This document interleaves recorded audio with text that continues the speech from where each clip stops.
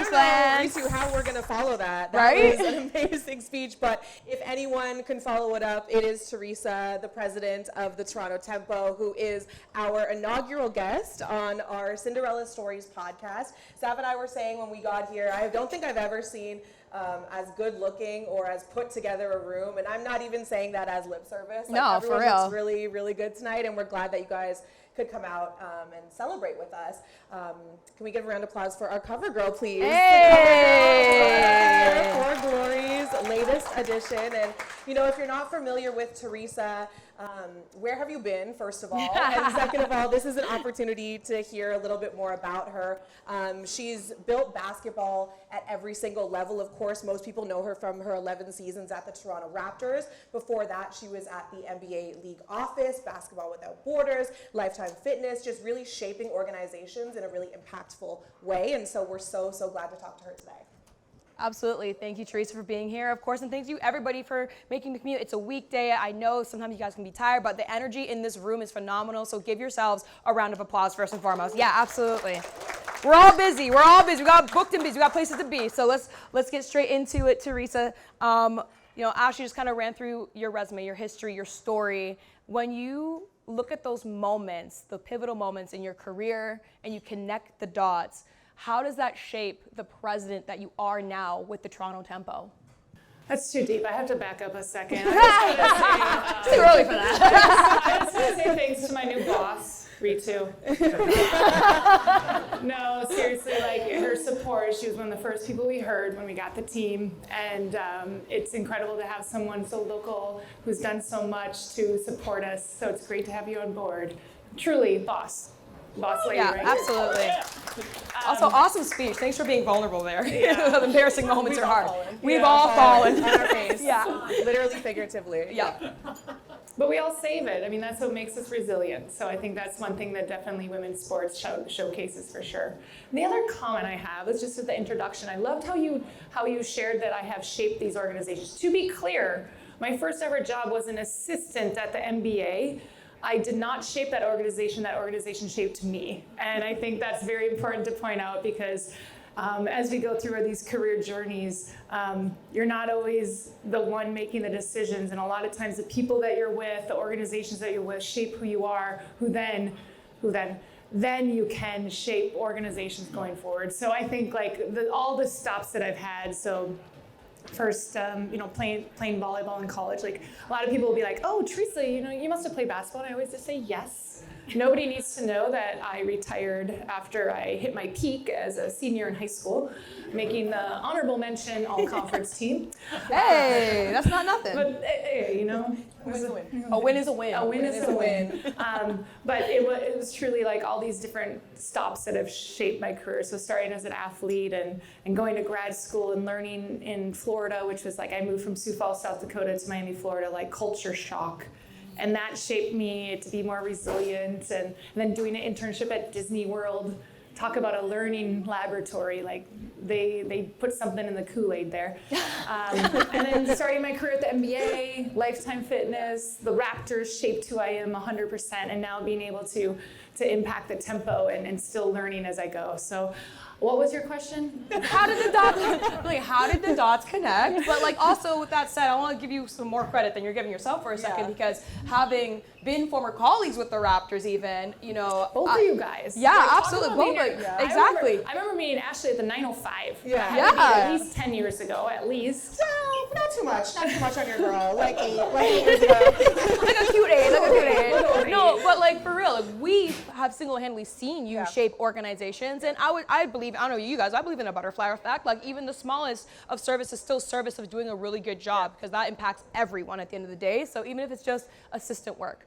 But that said though, like we've seen you help with shape the Raptors, and the fact that you brought the Raptors down to Tampa in that like COVID season that we don't want to talk about, but and then also the OVO Athletic Center. Like the resume is crazy. We can get into all of that, but like truly, how has that shaped the way that you're approaching this role now? As you're the boss, you're in charge, you're the president. So what does that look like for you now with Tempo?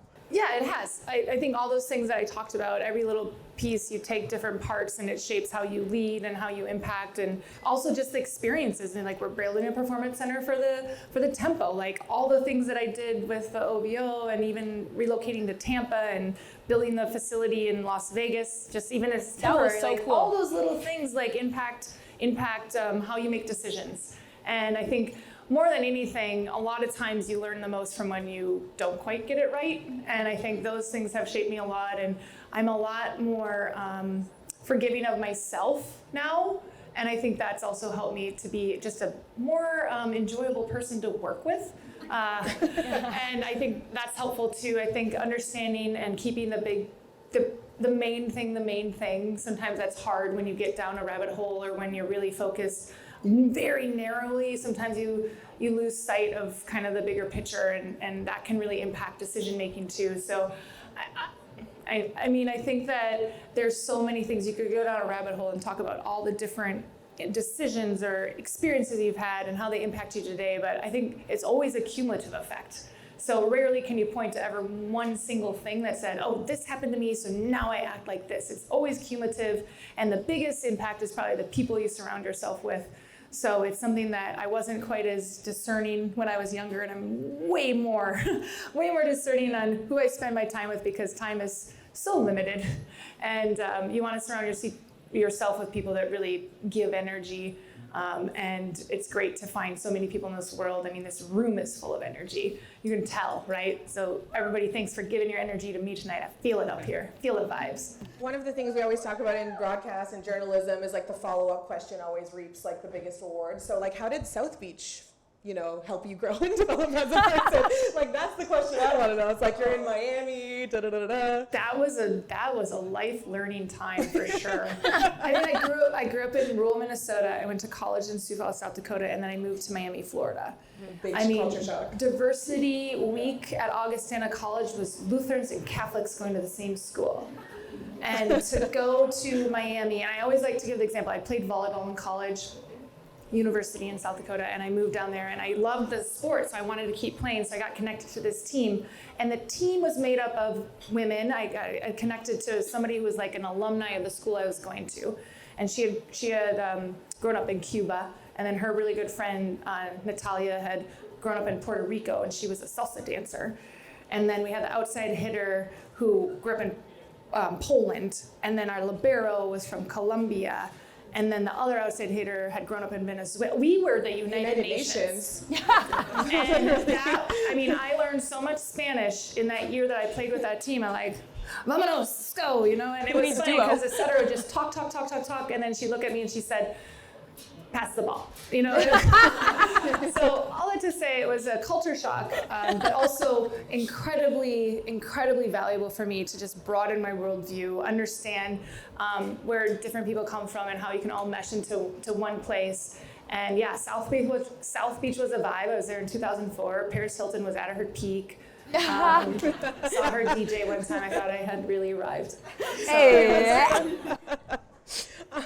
I love that so much. We love Teresa Hilton on Cinderella Stories, that's for sure. I kind of want to get some intel from you, actually, because you mentioned it. It was one of our questions. You guys talk about building. I know that Toronto Temple want to be in the forefront of anything, and Monica kind of dropped a gem at the Sandy Brondello press conference where she was talking about the training facility that you just mentioned, and she said, more on that later, being a little coy, that's not what we're here for, but that's what we're here for, is to get the information. The tea, please. The tea, please. Please, the tea, please. Yes, and so what is the plan?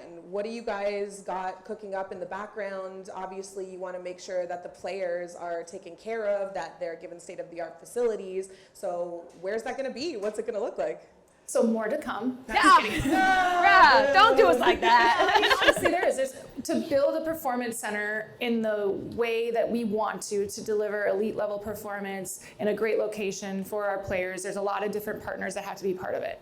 And all that to say is the partners need to align before we can really say anything robust. But what I'll say is we have a great group of people who are working together to bring this to life, and we can't wait to share more with you. And I think the biggest thing is we understand, not even right now, but like forever, what female athletes need in order to perform their best, and we're really excited to be able to deliver that here. It takes time. It takes time and partnership across the board, so I can't wait to tell you more when the time is right. I spent the whole Uber ride over here trying to think of like where a new facility could be. I was like, oh, maybe down by the waterfront, like where they're building that whole new thing. Don't say anything if I'm right. Exactly. You mean blink twice. Exactly. Well, actually, with that said, I mean, first of all, you are in your bag with this because you know how to bring facilities to life. And state-of-the-art ones at that. Obviously, like as we mentioned, OVO, Las Vegas, Tampa, like you know how to get that job done. So I can't wait to see how it all turns out and for more later. With that said though, I'm kind of curious, when you think about style of play, I'm an X's and O's girly. I played university basketball, so this is the stuff that really interests me. You know, when you think of style of play, when you close your eyes and you envision it with the tempo, what do you see? And how have you hired the staff and everybody around it in order to kind of create that vision of what you want on the court?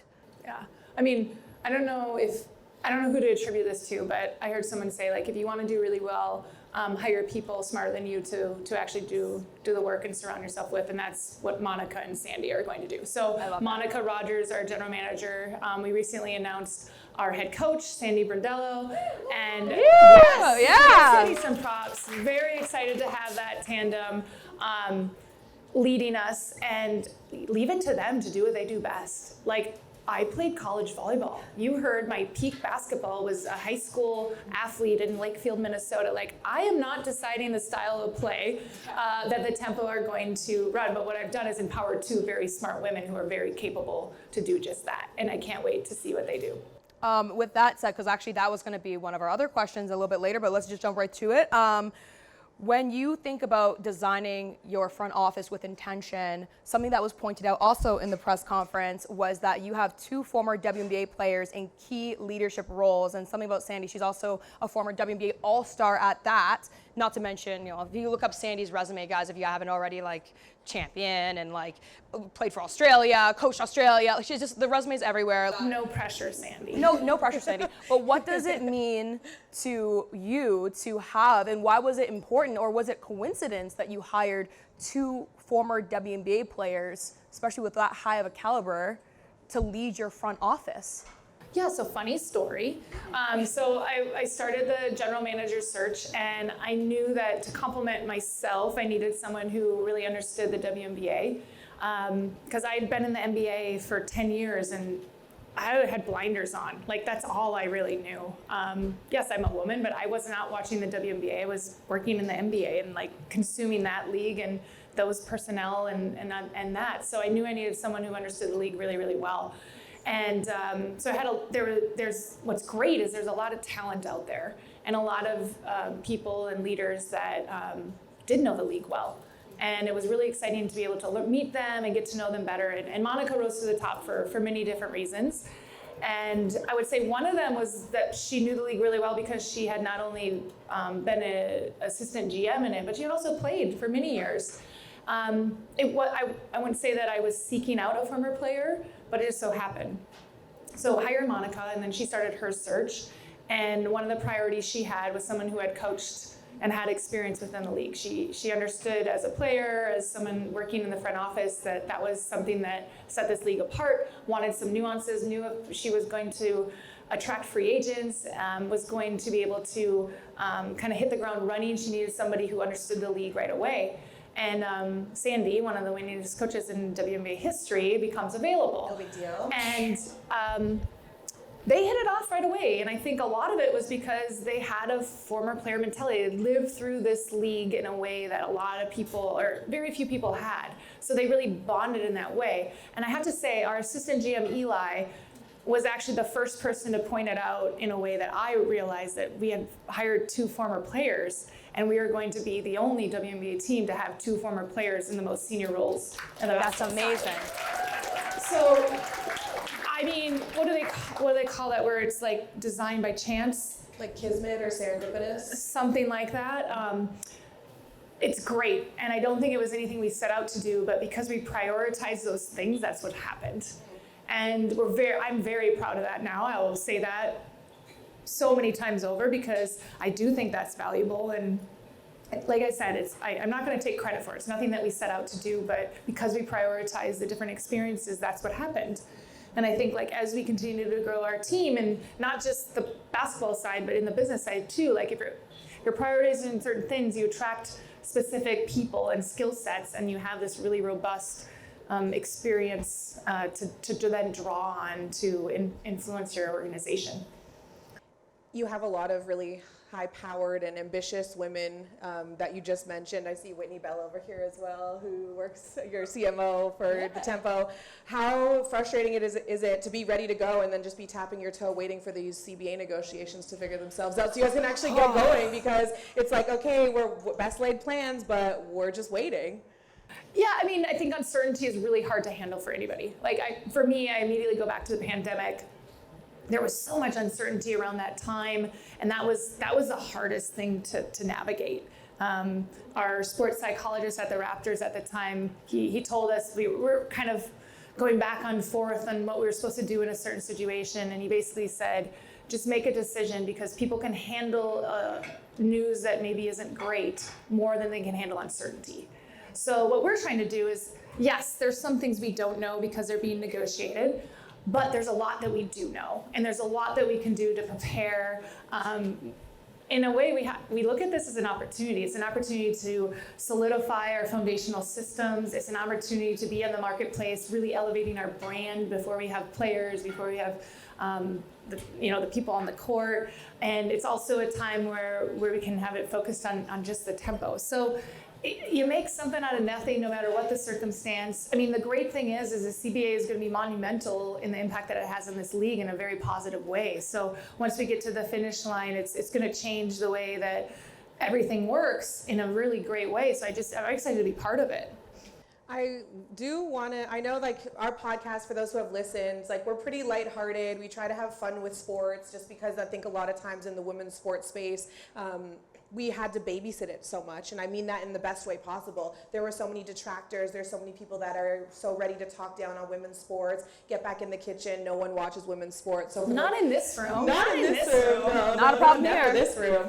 But we had to protect it for so long, right? So you wanted to handle it with kid gloves. But I think we're finally in a place now where you can, have a little fun, talk about women's sports like how you talk about it with your friends. No guardrails. No guardrails. You can critique. You can compliment, all of the things. But I do want to get a little bit deeper with you in the sense that I think what you guys are doing is very aspirational, and I read a quote in another magazine interview, we won't name it, the Glory one's the only one that matters, Glory Woman of the Year event, but you were telling an anecdote about being in a room with Larry Tannenbaum, and that you're like, oh God, like there's so many high-powered people here, like I don't even know their net worth, da-da-da-da. I'm obviously not a direct quote, but... I'm like, I don't think I said no, not a direct quote, but I mean... Not direct. Not direct, yeah. Paraphrase. Talk to our lawyer, David King, if there's a slander concern. Hey, David. But you said that, he was like, listen, you belong here. And I think there's a lot of people in this room that have those moments as they're chasing their dreams, and they step into moments and they're like, oh God, I don't know if I'm ready for this. Like my heart's in my stomach, like I'm freaking out right now. So how did you overcome that? Or if you haven't, how do you still enter those rooms with like your head held high? Well, a couple things. So I think the first is the only way you grow is if you put yourself in positions where you feel a little uncomfortable. So I think encourage everybody to kind of stretch and put yourself out there, because if you don't, you're going to stay kind of like where you're at. And it's something that easier said than done. That's all I'll say. Easier said than done. But yeah, I've been in rooms all the time. I don't know where that quote came from or what quote that was exactly, but there's definitely one story that I've said multiple times very publicly that really resonated with me. It was when I first started at the Raptors. So I'd worked at the league office, I'd worked at Lifetime Fitness, and then I joined the Raptors. So I'd never worked for a sports team, much less a professional one in the NBA ever before. So I was figuring out my job. And at the time, Tin Lai Wiki was the head of MLSE. And probably like 2 months into the job, yeah, definitely, it was in the fall, I started in August. And he comes charging down the office, he comes into my office and he says, the NBA team president's meeting is next month and I can't go and neither can Masai, so you need to go. Uh-oh. And I was just like, no. I just told him, no, not gonna do that. And he's like, what? He's like, this person's this person. You're like, I didn't know any of those people, but he thought I did for some reason. And I'm like, I don't really know this job yet. I don't think I could represent the team that well. I just said no. And just, I don't know. I think he got discouraged and he just left at some point. I don't know exactly what happened. But then 2 years later, a similar situation happened where we were at Summer League and there's president's meetings and Masai couldn't go for some reason. And they're like, Teresa, you need to go tomorrow, president's meeting, whatever. And at this time I was like, yes, I'll go. I felt a little more comfortable. I don't know exactly what it was. But then I got there and the biggest thing I realized is in that room, I was still only a couple years in. I didn't really know what I was doing yet. But in that room, they were doing different presentations about different best practices. And one of them very specifically was about the partnership with New Era, the hat company. And as the head of player development, we had just done this like collab with New Era where we had the players design hats and then we sold them in the store. It was this thing that I had like thought of and like executed. And it was way better than all the other best practices that were being shared. And I was like, they need me in this room actually, because this is a way better idea than what they did. And it was a real aha moment of like, why did I ever doubt myself? Even if I don't know every part of the job, I always have something to contribute. And I think it's something that I get a lot of inbound from students, people who are trying to get into the industry. And they always reach out and be like, oh, can I have a cup of coffee? Can I, learn about what it takes to like make it in the sports industry? And what I always tell them is like, don't send that email ever again. People don't have that type of time. What you need to say is the value you're bringing, because everybody brings value. Like I can learn a lot from someone who's a second year in university, because they probably know a lot about something that I don't because I'm not connected to it. I always think about social media as the easiest low-hanging fruit, but there's probably other things that they've experienced in their lives that I never have that they can help me. So it's like, what is your value that you're bringing and how can you articulate that? And I think that's what's really like, I try to do as well, because even if I'm in a room, like even last night I spoke to a group of very established business leaders and not in sports, outside of it. Like they could run circles around me in whatever they do, but they didn't know about sport. Right. So like that's the value I was bringing to that group. And I try to always put that lens on of like, I have something to bring to this group, like what is it and how can I articulate it? I'm willing to bet in that president's story, I'm willing to bet that you were probably either the only woman in the room or one of few women in the room. Am I correct in that one? I'm just gonna go with a yes. Okay, sure. All right, it's been a while. Not a direct quote. Not a direct quote, but I'm gonna assume it. When you think, I asked that because we've talked a little bit about, and we've had previous interviews, and you've mentioned a bit of diversity of thought. And that could come from a lot of different shapes and forms. And when I think about Toronto, it is hands down, I think, the most diverse city in the world. We're not biased at all sitting here in Toronto as look around the room or anything, right? No, but like literally, let me take a look around the room right now. You'll see everybody's in this room right now. Something that I personally really love and appreciate. So when we think about the fact that diversity is truly Toronto's strength, how does the tempo reflect that? Well, we reflect a lot of ways. I mean, number one is also our room looks the same, right? You look at the 33 people we've hired, it's a cross section of Canada. So first and foremost that way. And then I think secondarily is our fandom. Right? We're just starting to scratch the surface on who our fans are, right? So now we have some more information about who is deposited for season seats. And if you haven't heard from us, it's because we're talking to every single person that's put in a deposit to learn who they are and what they're about so that we can have a great relationship with them. We have some information from people who have bought merchandise. But we're literally just scratching the surface of who our fans are. And what's great is we're starting to find out that they truly represent all of Canada in many, many ways. Age, gender, location. Well, ticket holders not as much, but we'll get to that later. But that's what's great. And then ultimately, and Whitney's and her team have done this greatly, is like we want to be more than just what's happening on the court.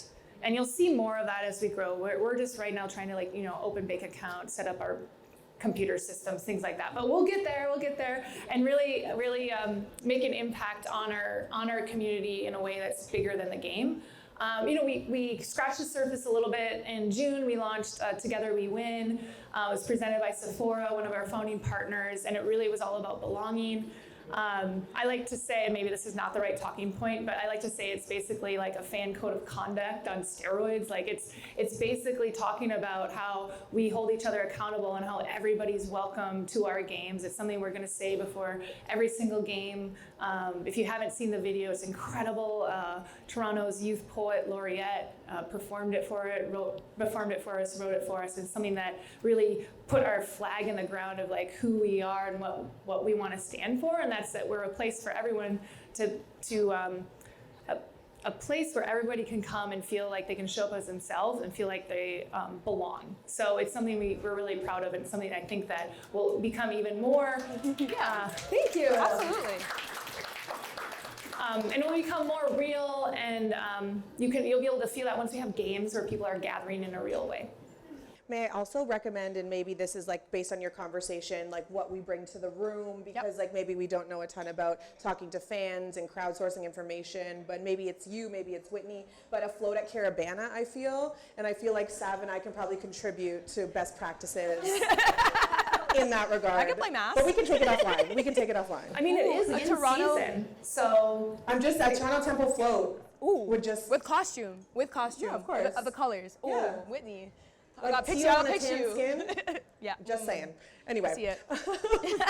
we have just a couple minutes here, but one more question, then we're going to hit you with some rapid fire just to end it on a fun note. But it's kind of a perfect segue. You talk about Sephora, and we just finished an amazing Blue Jays run. And if we had our Cinderella Stories buzzer, we would buzz it because talking about men's sports, like we try to limit that when we do Cinderella Stories. But the reference point remains the same as everyone was talking about. We romanticize baseball. How can you not be romantic about baseball? How can you not be romantic about women's sports and just the beauty of basketball? And so I'm just curious what that sentiment means to you. I loved how joyful everything felt during that Blue Jays run. Wasn't that incredible? Yeah. I was literally bandwagon so fan. good. I mean, Yeah. I didn't know a single Blue Jays player until the first round of playoffs, and by the end of the World Series, I knew how they got to the game, who their dogs were, like the whole thing. I know their wives and girlfriends. I have their season tickets. I know their heights. I have their ditto. I have season tickets for next year. It was so joyful, and it was really fun. You got season because tickets? Absolutely. I love it. But what was so great is the thought that the tempo can have that same impact on this country. Like that's what I was thinking. Is like how the Blue Jays brought everybody together, and like the tempo can do this, and I'm so excited to make that happen, because like that's what we can do. That's the opportunity. That's the goal, and ultimately, I mean, it's very achievable. Very achievable. So that's what I was really inspired by, is that, it happened in the Blue Jays, 32 years since the last time. I think the tempo can do it in less than 32 years.